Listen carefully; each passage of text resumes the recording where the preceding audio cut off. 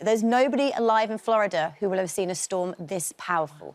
That is the scale that we are looking at, and it's the 5th lowest pressure of any hurricane that has ever been recorded in the Atlantic Basin. So this will become historic.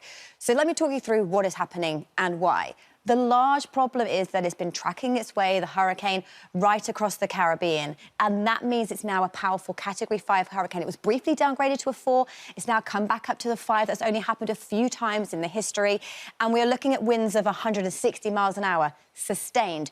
200-mile-an-hour gusts. We're looking at rainfall of up to a foot and up to a 15-foot storm surge. It's 245 miles to the southwest at the moment, heading its way to this Tampa Bay area. It's set to push this wall of water here. 3 to 8 foot is our storm surge, right the way from the north of Florida all the way to the south. That is over people's heads. We have 10 to 15 feet within this area, and it will make landfall somewhere between Tampa Bay and Fort Myers by this time tomorrow morning.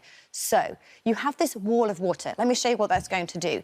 The wall of water is the most troubling thing. But as we said, you have a foot's worth of rainfall and you have 200-mile-an-hour gusts of wind. But it's this wall of water that is set to pile in into the coastline. So let's look at what 3 foot of water looks like. 3 foot of water is enough to flood the basement of a house, start to move into the lower ground floor, start to move a car. It would make it very difficult for you to walk through. Picking up potholes, you could fall into those. But 5 to 6 feet is going to affect millions of people right down that western coast of Florida. That will move cars. You will start to see that debris flying that we saw that's been piling up on the roadside from the previous hurricane that hit just last week. You'll have gas spills, potentially chemicals within there.